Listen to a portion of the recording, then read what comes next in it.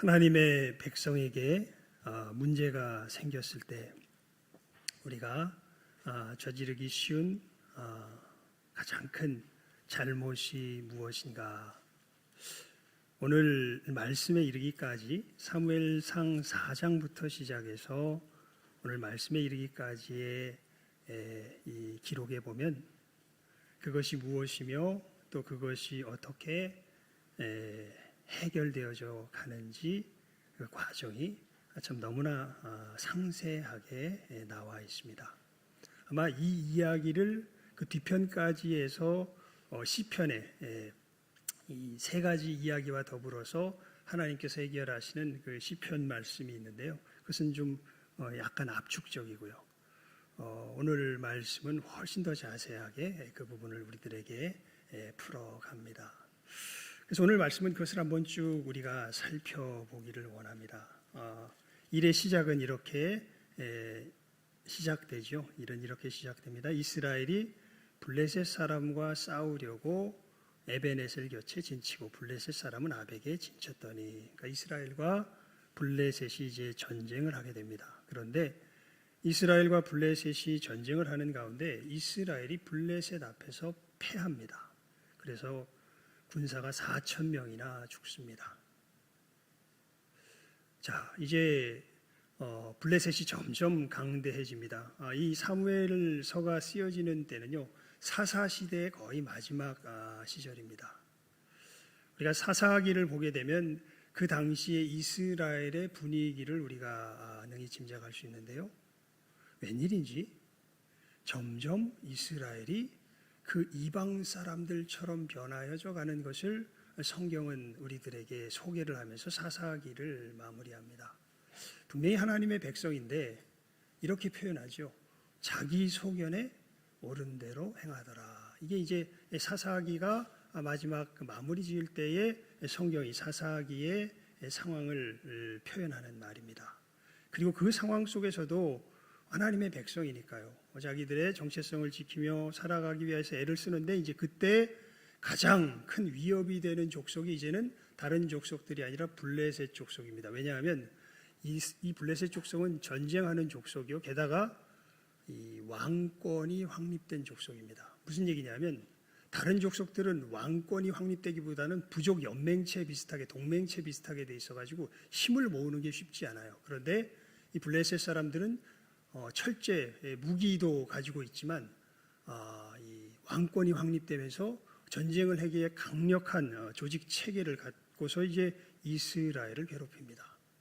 정말 이스라엘이 큰 위기 가운데 점점 봉착하게 되죠. 그러니까 여러분, 아마도 우리가 앞으로 살아갈 시대는요, 예전의 시대는 아닐 것 같습니다. 아마 뉴스를 보시고 상황들을 보셔서 아시겠지만 우리가 앞으로 살아갈 시대는 경제적으로 훨씬 더 어려운 상황들이 닥쳐올 것을 우리가 사실은 준비를 좀 해야 되고요. 그리고 이 여러 가지 상황들이 마치 예전으로 돌아갈 것처럼 생각하기보다는 지금에 있는 상황들 속에서 우리가 어떻게 새롭게 우리의 삶들을 꾸려나갈 것인가를 고민하는 것이 훨씬 더 지혜로운 어떤 그러한 상황들이 우리들 앞에 펼쳐져 가는 것입니다. 비슷한 상황이 지금 이스라엘 앞에 펼쳐져 있는 거죠. 예전에 있던 그 조그만 부족들의 위협과는 차원이 다른 블레셋의 강력한 도전이 사실은 이스라엘 앞에 지금 놓여 있는 것입니다. 그래서 이 블레셋에서 져서는 정말 심각한 상황이 펼쳐지기에 이 사람들이 모여서 의논하기 시작합니다. 야, 우리가 왜 블레셋에게 패했는가?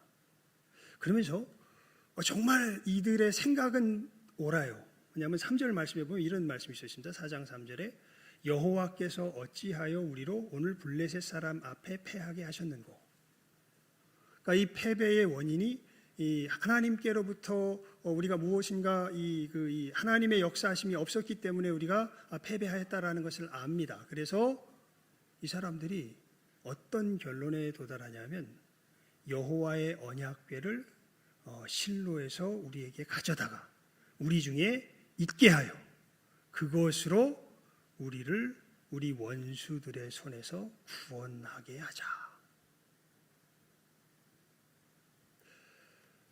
생각은 되게 맞아 보여요. 하나님께서 우리와 함께하지 아니하셨으므로 우리가 전쟁에서 패했다.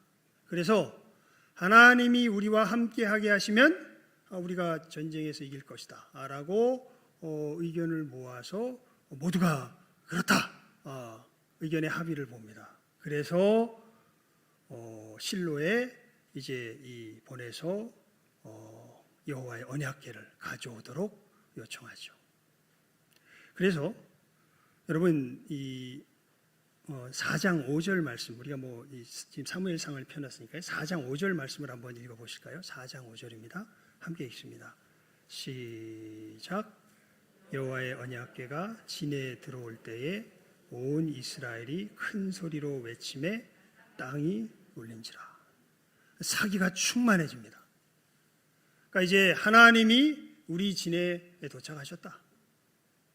그래서 사기가 충만해서 이게 얼마나 큰 소리가 났든지 그 상대편에 있던 블레셋 사람들이 외치는 소리를 듣고 도대체 저 전쟁에도 진 인간들이 왜 저러고 있는 거야? 라고 사정을 알아보니까 이 하나님의 궤가, 언약궤가 저들 가운데 들어온 것을 블레셋 사람도 안 거예요. 그러니까 블레셋 사람이 이제 두려워합니다.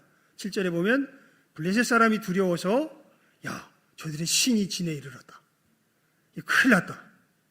전에 전쟁할 때 이런 일 없었는데 이런 일이 일어났으니 누가 왜냐면 하나님에 대한 소문은 익히 들었거든요. 저 신의 손에서 건지리오. 광야에서 여러 재앙으로 애굽인들을 친 신들이라. 이렇게 하면서 굉장히 사기가 떨어지는 것처럼 보이는데요. 여러분 결과는 어떻게 될까요? 놀랍게도 그 진작된 이스라엘의 사기 앞에 블레셋이 주눅들지 않습니다. 오히려 우리가 어떻게 저들이 우리들에게 종됐던 것처럼 우리가 저들의 종이 되겠느냐, 마음을 담대하게 해서 싸우자 해가지고 블레셋 사람들이 그들과 싸웁니다. 이스라엘과. 그리고 결과가 어떻게 되냐면 우리 10절 말씀 11절 말씀 함께 읽어볼까요? 시작하면 읽습니다. 시작.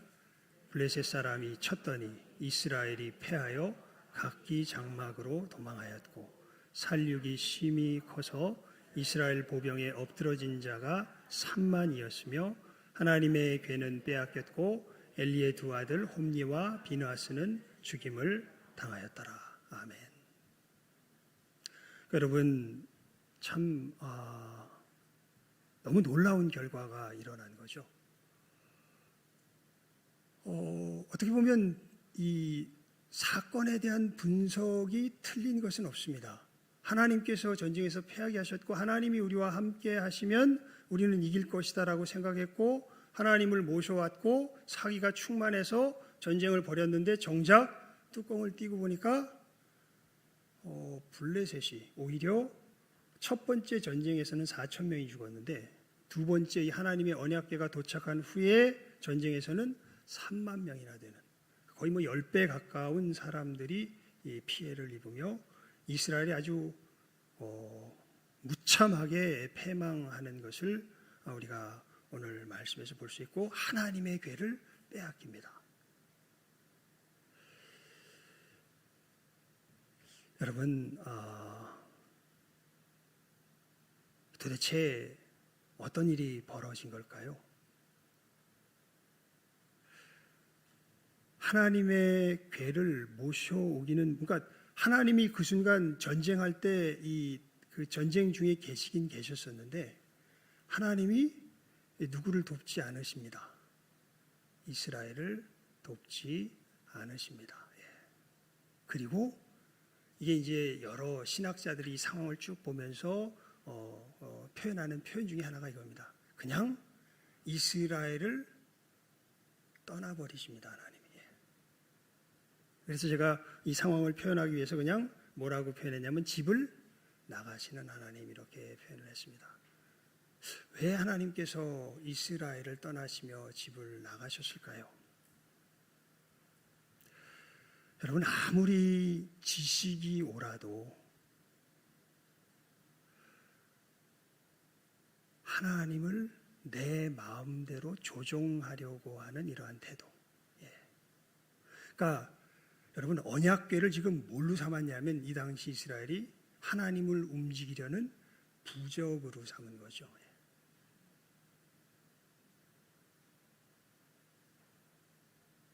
여러분, 하나님이 어떤 분이십니까?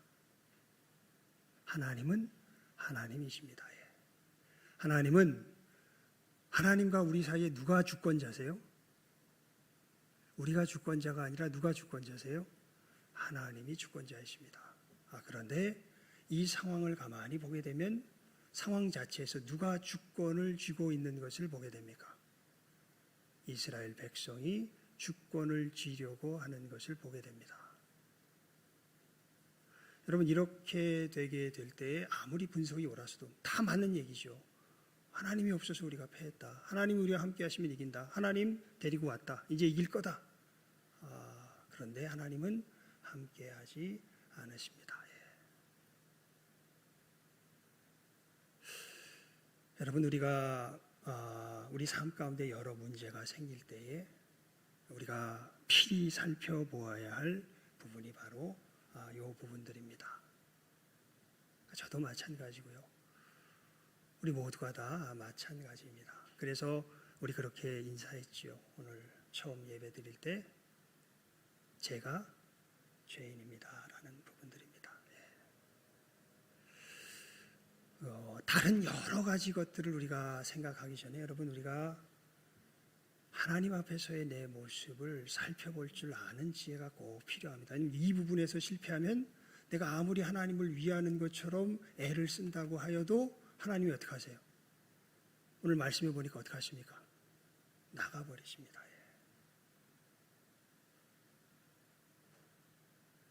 그래서 어떤 일이 벌어지냐면요, 그냥 하나님이 나가신 다음에 이제 블레셋 사람들은 신이 났습니다. 이런 일이 없었거든요.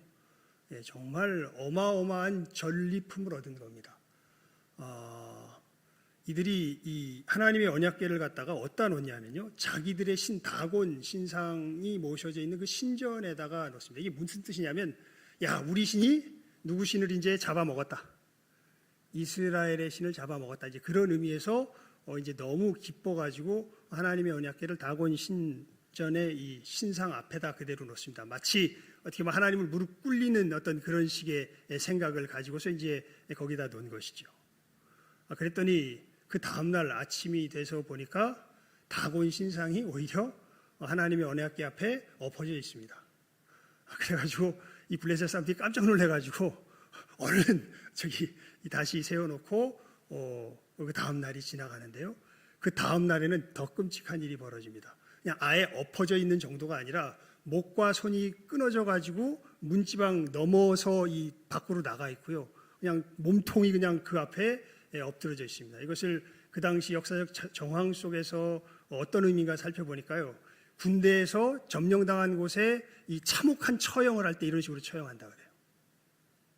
그러니까 누가 지금 처형당한 거예요, 하나님 앞에서.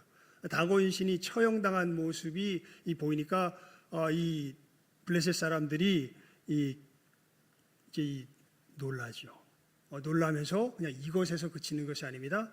그 하나님의 언약궤가 모셔져 있던 그 다곤 신전이 있던 그 지방에 아스돗이지요, 이 독종이 퍼지기 시작합니다, 사람들에게. 그러니까 감당이 안 되는 거예요, 이 사람들이. 그래가지고 이 블레셋 사람들 중에서 이제 제일 강한 사람, 여러분 블레셋 족속들 중에서 가만히 보면요, 이게 성경을 가만히 기록을 조사해 보면 어느 지방 사람들이 제일 세냐면요, 가드 지방 사람들이 제일 셉니다. 가드 지방 사람들이. 왜냐하면 거기서 골리앗도 나오고 사실은 또 성경을 자세히 읽어보면요, 거기에 거인 족속들이 많이 살았던 것 같아요. 그러니까 블레셋 사람들 중에서 가장 센 사람들은요, 가드 지방 사람들입니다. 그래가지고 야, 우리는 이거 감당이 안 되니까 가드로 그 다음에 옮깁니다. 가드로 옮겼더니 그래, 우리가 감당할게 하고 가드 지방에서 이렇게 받습니다. 근데 가드 지방에도 또 독종이 또 올라가니까요, 뭐 지들이 세봐야 얼마나 세겠습니까?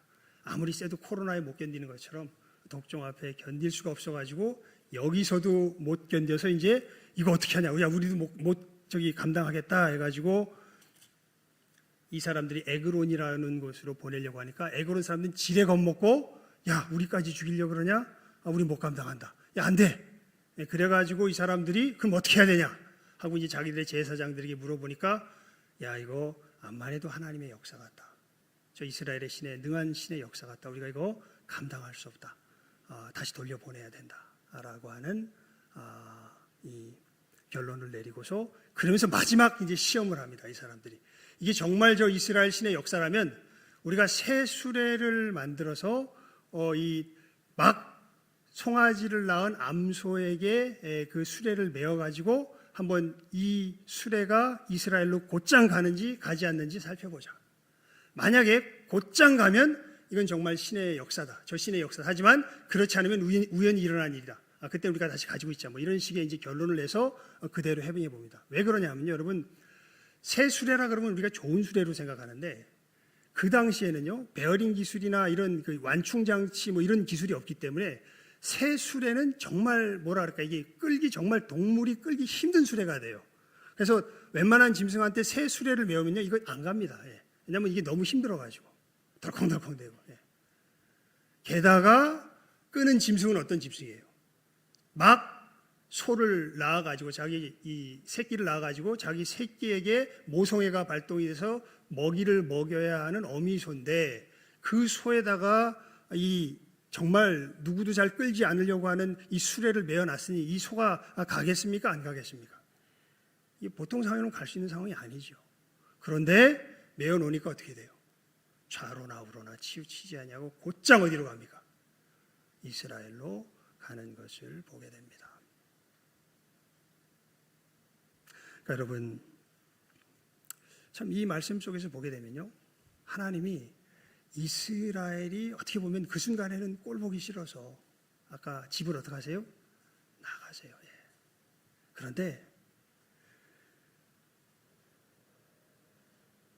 하나님은 결코 자기 백성을 버리지 않으십니다. 다시 뭐 하세요? 돌아오세요. 이렇게. 근데 이스라엘이 얼마나 하나님께 대하여서 그 하나님을 아는 지식이 없는지 하나님의 언약궤가 돌아오니까 그것을 열어보다가 어마어마한 사람들이 죽습니다. 그러니까 이스라엘도 이 하나님의 언약궤를 어떻게 감당해야 할지 몰라가지고 기앗 여아림이라는 곳까지 이제 베세메스에서 왔다가 이 베세메스에서 많이 죽지요. 5만 70인이 죽었다고 되기도 하고 뭐 70인이 죽었다고 되기도 하는데 베세메스 사람들이 야 여호와 앞에 누가 능히 서겠냐?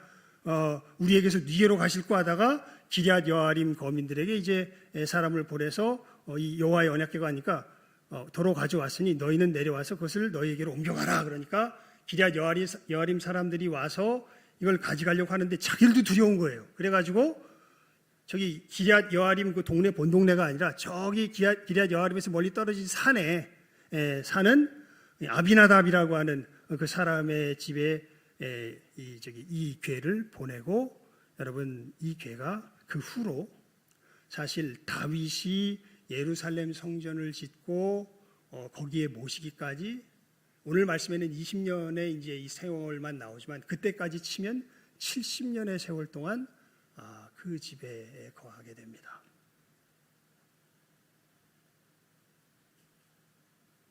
자 그런데 여러분 이 우리 그 2절 말씀을 이제 이 상황을 우리가 쭉 봤으니까요. 다시 한번 읽어볼까요? 시작하면 읽습니다. 시작. 궤가 기럇 여아림에 들어간 날부터 20년 동안을 오래 있은지라 이스라엘 온 족속이 여호와를 사모하니라. 이게 무슨 얘기냐면요. 이게 이 우리 성경은 너무 직역이에요. 직역이어가지고 이게 무슨 뜻인지가 잘 와닿지가 않아요, 사실. 근데 이것을 아마 제가 이렇게 여러 성경 번역본을 이렇게 찾아보니까 제일 잘 번역한 성경이 있는데 그게 우리나라 성경이 아니고 미국 성경입니다. 영어 성경인데요. New Living Translation이라고 하는 그 번역본에 보면 이 상황을 정말 잘 설명을 해놨어요. 굳이 뭐 영어를 읽을 건 없고 그것을 그냥 한글말로 번역해서 제가 여러분들에게 소개해드리면 이렇습니다. 언약궤는 기럇 여아림에 머물러 있었는데 꼬박 20년이나 되는 긴 시간 동안 있었습니다. 그러니까 요 꼬박 20년이나 되는 긴 시간 동안 기럇 여아림에 있었다는 것과 더불어서 그 다음 말이 정말 중요합니다. 그러니까 온 족속이 여호와를 사모하니라. 이게 뭔지 우리가 잘 이해가 잘 안 가거든요. 근데 여기에 굉장히 아주 선명하게 그 상황을 우리들에게 이야기를 해줘요. 그 기간 동안 모든 이스라엘 사람들이 슬퍼하며 울었는데, 그러니까 사모하니라라는 이 말을 제가 히브리 말로 찾아보니까 나하라는 이 단어인데요. 이게 충실히 붙어 있다, 가까이 붙어 있다라는 의미도 있는데 슬퍼하며 울다, 탄식하며 울다 이런 뜻도 있습니다. 그러니까 좀 굉장히 두 가지 중의적인 뜻을 가진 단어인데요. 근데 우리 성경에는 그냥 왜 이렇게 번역했는지 사모하니라라는 말로 되어 있는데 이 New Living Translation은 정확하게 그 뜻을 찝었어요. 슬퍼하며 울었다. 모든 이스라엘 백성이 슬퍼하며 울었다. 왜냐하면 여기 좀 설명을 붙입니다. 사실은 히브리 성경 자체는 이 말이 설명은 안 나와요. 그런데 이 New Living Translation은 저는 문맥을 살피면서 이 설명을 붙입니다. 그 설명이 뭐냐면 그 이유는 마치 하나님께서 자기들을 포기하신 것처럼 보였기 때문이다. 무슨 얘기냐면 여러분, 하나님께서 어떻게 블레셋에서 돌아오십니까? 블레셋을 아예 쑥대밭을 만들어 버리고 돌아오시죠. 그러니까 이제 하나님이 돌아오셨다면 무엇을 우리가 자연스럽게 기대하게 되냐면 이제 블레셋이 더 이상 이스라엘을 못 괴롭힐 것을 기대하게 되는데 하나님이 그 일에 대해서는 아무런 손도 안 쓰셨다는 거예요. 그러니까 하나님은 돌아오셨는데 여전히 블레셋은 누구를 괴롭히고 있습니까? 이스라엘을 괴롭히고 있습니다. 몇 년 동안이요? 꼬박 20년 동안. 더 세집니다. 그 괴롭힘이. 그런데도 그렇게 블레셋을 쑥대밭으로 만드셨던 하나님이 이 이스라엘에 오셔서 완전히 침묵하고 잠잠히 계시는 거예요. 그래서 이스라엘이 뭐 하기 시작합니까? 슬퍼하며 울기 시작하는 거예요. 왜냐하면 야, 이거 하나님이 우리를 뭐 하신 거 아니야? 버리신 거 아니야? 예. 그래서 이 2절의 의미가 그거예요. 괴가 기럇 여아림에 들어간 날부터 20년 동안을 오래 있은지라. 이스라엘 온 족속이 여호와를 사모하니라. 하나님께서 자기들을 버리신 것처럼 여겨졌기 때문에 하나님 앞에서 슬피 우는데요. 그런데 그런 점에 있어서는 정말 우리나라 번역이 너무 압축적으로 된 것 같아요. 근데 뜻은 정확하게 찍은 것 같습니다. 하나님이 버리신 것 같은데 이스라엘은 그 속에서 계속 누구를 기대하고 있어요? 하나님을 기대하고 있습니다. 그게 이제 이스라엘 온 족속이 하나님을 사모하니라는 말씀의 의미가 되는 것이지요. 여러분, 이때부터 누가 역사하기 시작하냐면 사무엘이 역사하기 시작하고, 이 뒤에 부분들은 우리가 다음에 또 말씀을 나누겠지만요. 이때부터 진정한 회개의 역사가 일어나고 하나님의 권능이 이스라엘 가운데 다시금 임하고 회복되는 놀라운 은혜의 역사, 우리가 아는 유명한 말 에벤에셀의 하나님의 역사가 이 다음에야 펼쳐지는 것을 우리가 보게 됩니다. 여러분, 하나님에게로부터의 이 회복의 역사는 어떠한 상황 속에서 일어나게 될까요? 2절 말씀이 이야기하는 그 상황들이 우리들 가운데 임하게 될 때에 하나님의 진정한 회복의 역사가 일어납니다. 이것은 다른 것 아니죠. 정말 하나님이 우리를 버리신 것 같아요. 그래서 여러분 정말 어찌할 바를 모릅니다. 그리고 내 안에는 하나님께 나아갈 만한 어떤 이 당당한 것도 사실은 없습니다. 그 속에서 고통스러워하면서도 이게 정말 이 성경이 말하는 하나님의 백성의 놀라운 모습인데, 이건 하나님의 백성만이 가지는 모습입니다. 근데 그러한 절망스러운 상황 속에서도 누구께 나가기를 그치지 않아요? 하나님께 나아가기를 그치지 않아요. 하나님께 부르짖어요. 하나님을 사모해요. 앞의 모습을 보십시오. 여러분, 하나님이 얼마나 꼴보기 싫었으면 나가버리셨겠습니까? 그리고 얼마나 그 모습이 정리되지 못하면 20년 동안이나 그대로 하나님께서 그대로 두셨겠습니까? 그런데 정말 하나님의 백성은 신기해요. 그 속에서 20년이나 되면 20년이나 뭐 일주일 열흘만 돼도 우리 못 견디는데 20년이나 됐는데 이스라엘은 그 속에서 누구를 바래요? 하나님이 나를 버리셨나 봐 라는 그 생각 속에서도 누구를 바래요? 하나님을 사모해요. 여러분, 예수님께서 하신 말씀 기억하시죠?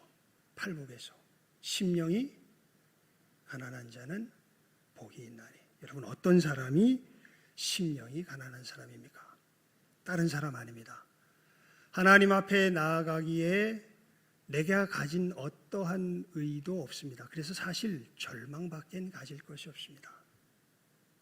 그런데 오히려 이러한 모습을 내비친 그냥 하나님께 오히려 소망을 두고 하나님께서 이러한 나를 도우실 것을 오히려 뭐라 그럴까요? 그 절망 속에서 기대하며 하나님을 부르는 사람들. 이러한 사람들이 심령이 가난한 사람들이죠. 이스라엘 백성들이 이 심령의 가난함 가운데 들어가게 되었을 때 그때부터 누구의 말씀이 들려지기 시작하냐면 하나님의 말씀이 이들에게 들려지기 시작합니다. 그래서 우리 다음에 보겠지만 우리 한 절만 더 읽어볼까요? 1장 3절 말씀 함께 읽어볼까요? 시작 한번 읽습니다. 시작. 사무엘이 이스라엘 온 족속에게 일러 가로되 너희가 전심으로 여호와께 돌아오려거든 이방 신들과 아스타롯을 너희 중에서 제하고 너희 마음을 여호와께로 향하여 그만 섬기라. 너희를 블레셋 사람의 손에서 건져내시리라. 이때부터 이스라엘 마음속에 하나님의 말씀이 제대로 들려지기 시작합니다. 그 전에는 괴로우면서도 하나님께 돌아갈 생각을 못했던 거예요. 그런데 참 신기하죠. 참 여러분 참 저도 이런 상황들을 여러 번 겪기도 하는데요. 이 머릿속으로 아는 것과 내 심령으로 하나님 앞에 진정한 태도를 갖추게 되는 것은 전혀 다른 문제입니다. 여러분, 우리 머릿속으로 아는 것으로 해결하려고 그러면 반드시 앞에 오류를 범하게 돼요. 하나님께서 우리로 고난의 길을 겪게 하실 때는요, 그래서 성경 말씀에 있죠. 순히 그 고난을 뭐 할 줄 알아야 할까요? 받을 줄 알아야 됩니다. 그 가운데서 어찌 보면 하나님 나의 가난한 모습을 보게 하여 주시옵소서. 내가 하나님께 도움을 받을 수밖에 없는 정말 비천한 자라는 것을 깨달아 하는 은혜를 베풀어 주시옵소서. 내 속에 있는 이 피부색처럼 스며들어 있는 나의 이 근본적인 교만함을 하나님, 참으로 내가 어찌할 수 없는데 하나님 이것을 하나님 앞에 내어놓사오니 하나님 이걸 좀 어떻게 해 주시옵소서라는 우리들 속에서의 이 심령의 가난한 절규가 하나님 앞에 진실하게 나타나기 시작하고 드려지기 시작할 때에 그때부터 하나님의 회복의 역사가 우리들 가운데 시작되는 것을 우리가 오늘 말씀을 통하여서 알 수가 있는 것이죠. 여러분, 우리가 상황 앞에 무엇을 원인으로 삼겠습니까? 하나님 앞에서 내 모습을 원인으로 삼을 줄 아는 사람이야말로 진정한 은혜가 있는 사람이겠지요. 그래서 오늘 말씀의 제목이 복된 가난한 마음 아니겠습니까? 우리 모두 이 복된 가난한 마음 가운데 하나님의 은혜를 회복할 수 있는 이 시간 함께하는 우리 모든 귀한 영혼들 다 될 수 있기를 주님의 이름으로 축원을 드립니다. 기도하겠습니다. 하나님 아버지, 이 시간 저희들 하나님께서 이스라엘의 참담한 모습 속에서 집을 나가시기까지 하셨으며, 하지만 하나님의 백성 끝까지 사랑하시기에 결코 버리지 아니하시고 다시 돌아오시지만, 이스라엘이 진정 자기들의 잘못을 깨달아 알기까지 묵묵히 기다리시며 그 진정한 심령의 가난함을 회복하기까지 하나님 역사하시는 하나님의 이 놀라운 회복의 손길을 저희들 오늘 말씀 속에서 바라봅니다. 하나님, 우리들의 걸어가는 걸음 속에서 이 하나님의 역사하심에 대하여 분명하게 깨달아 알 수 있는 귀한 지혜가 있게 하여 주시기를 간절히 기도를 드리옵나이다. 하나님, 다른 모든 것을 생각하기 전에 하나님 앞에서의 내 모습을 살필 줄 아는 신령한 지혜가